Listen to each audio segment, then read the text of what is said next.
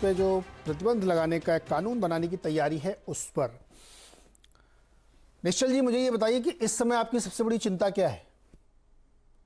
I think फिलहाल तो market में पैनिक हो गया था क्योंकि ये जो न्यूज़ आया अबाउट लिस्टिंग, हम्म, बट वो भी आई थिंक अभी थोड़ा कम हो गया। जैसे कल जैसे न्यूज़ आया, आई थिंक मार्केट ने बहुत नेगेटिवली रिएक्ट किया और यूजर्स पैनिक में चले गए। तो 20% का डिस्काउंट आ गया था इंडिया में क्रिप्टो प्राइजेस में कंपेयर टू इंटरनेशनल प्राइजेस। हम्म। अभी थोड़ा ऑन पार आ गया है, लेकिन आई थिंक अभी भी 5-6% कमी है। जो इंडिया में प्राइसेस, यूजुअली इंडिया में क्रिप्टो के जो प्राइसेस होते हैं वो 7-8% प्रीमियम पे चलते हैं ग्लोबल मार्केट के कंपैरिजन में, क्योंकि यहाँ पे डिमांड हाई है और सप्लाई कम है। तो अभी फिलहाल ऑन पार ग्लोबल प्राइसेस के रेंज में है, पर आई थिंक और यहाँ से 5-6% ऊपर जाएंगे तब प्रीवियस जो 1-2 दिन पहले जो रेट चल रहे थे वहां पे आ जाएंगे। अच्छा, ये प्रीमियम पे क्यों चलते हैं जब ये ग्लोबली आप लोग एक सेम प्लेटफॉर्म पे इक्वली इसको ट्रीट करते हैं, तो ये यहाँ पे प्रीमियम क्यों ग्लोबल ट्रेड में? क्योंकि जो सप्लाई होता है वो वहां पे डिमांड के हिसाब से इंडिया में जो सप्लाई होता है, क्योंकि आप कुछ तरीकों से ही आप इंडिया में नए क्रिप्टो तो ला क्या ये सकते हो। जियोग्राफिकल है क्या कि इस पर्टिकुलर इलाके के हिसाब से अलग, अमेरिका के हिसाब से अलग, प्रीमियम्स, हाँ ये क्या है? हाँ, मतलब मोर और लेस प्रीमियम्स और डिस्काउंट्स होते हैं हर कंट्री में। तो एग्जैक्टली सेम नहीं होते कभी प्राइसेस, क्योंकि लोकल डिमांड एंड सप्लाई पे भी डिपेंड करता है। तो मतलब बट ये भी एक मिथ है कि ये यूनिवर्सली ट्रेड होते हैं सेम प्राइस पे, अलग अलग जगहों पे अलग अलग प्राइस चल रहे हैं। अब हाँ, ये बट चार एक से ये जो बड़ा अच्छा सा नाम है शिबा आइनू, इसको तो मैं रुपए में बोल भी नहीं पा रहा हूँ कि कितने पैसे का है। 1 रुपए में बहुत सारे मिल जाएंगे।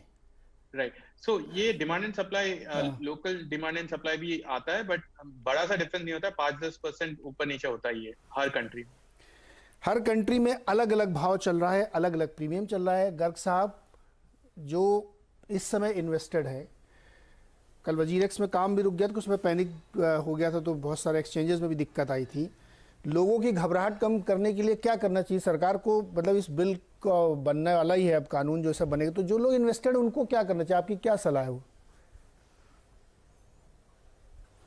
ये इसमें जो इन्वेस्टर्स हैं ज़्यादातर वो एक तरह से कहते हैं ना, थिन आइस पे फ्लोट कर रहे हैं। हाँ। उनका बहुत कन्विक्शन नहीं है कि ये बहुत वैल्यूबल चीज़ है, लॉन्ग टर्म में ज़्यादा फ़ायदा देगी या नहीं देगी, उसके बारे में उनको कुछ ज़्यादा पता नहीं है। उनको एक ऐसा भ्रम कह दीजिए या एक ऐसा फिनोमेनन कह दीजिए कि उनको लगता है कि बहुत बढ़ेगा और 1 लाख चला जाएगा, ये हो जाएगा, वो हो जाएगा, उसके हिसाब से वो इसमें इन्वेस्ट करते हैं। तो ऐसे जो इन्वेस्टर्स हैं उनके प्रोटेक्शन के लिए कुछ ज़्यादा किया नहीं जा सकता है ऑनेस्टली।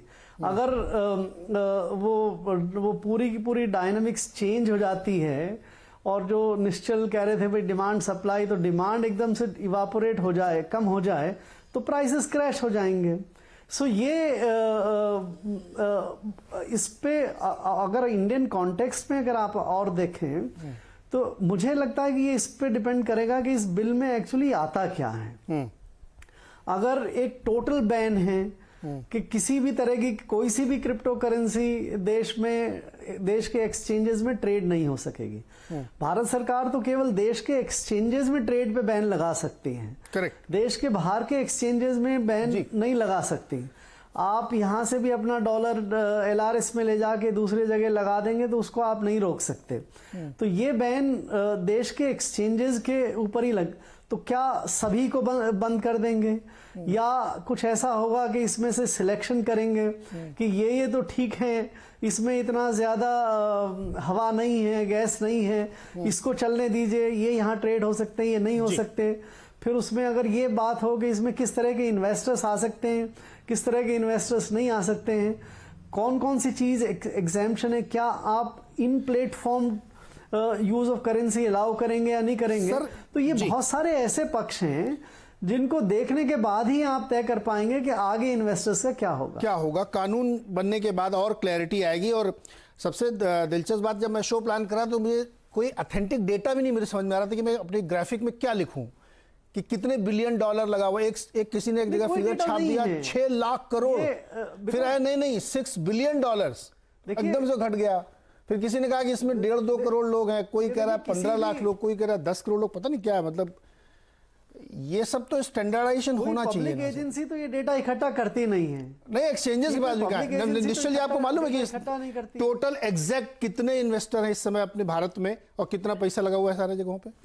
एग्जैक्ट तो हम नहीं बोल सकते क्योंकि अलग अलग एक्सचेंजेस में, बट अंदाजे से कंजर्वेटिव नंबर्स है 1.5 से 2 करोड़ लोग हैं इंडिया में, बिकॉज इंडियन एक्सचेंजेस भी और इंटरनेशनल एक्सचेंजेस भी है और कई डिसेंट्रलाइज्ड एक्सचेंजेस है, तो एक नंबर लाना बहुत मुश्किल है। बट ये एक अजम्पशन से कंजर्वेटिव नंबर्स में जो बोल रहा हूँ, जैसे हमारे प्लेटफॉर्म में और दूसरे जो कंपटीटर्स है उनके मिला के अप्रोक्सीमेट 1.5 से 2 करोड़ लोग हैं इंडिया में। निश्चल, बहुत छोटा सा जवाब। तन्वी जी, बस जस्ट आपके पास ही आ रहा हूँ, बहुत छोटा सा जवाब। एक्सचेंज के तौर पर आप जो भी आपके यहाँ ट्रेडर इन्वेस्टर उनको क्या बोल रहे हैं? वो फोन कर भी रहे होंगे आपको, क्या उनको बोल रहे हैं आप? देखो, ये पहली बार नहीं है। जनवरी में भी सेम चीज हुआ था और 2 दिन यही हुआ था कि पैनिक सेलिंग हो गया था और सेम 10-15% का डिस्काउंट आ गया था और 2 या 3 दिन के बाद वापस मार्केट नॉर्मल में आ गया था। तो हम बस ये इन्वेस्टर्स को भी यही बोल रहे हैं कि ये बहुत जल्दी है आपको डिसाइड करने के लिए इंडिया क्या करने वाला है। अभी तो सिर्फ बिल के बारे में बात चल रही है, तो रुकिए और देखिए कि सरकार इससे किस तरीके से रेगुलेट करना चाहती है, या wait and watch. Tanvi ji.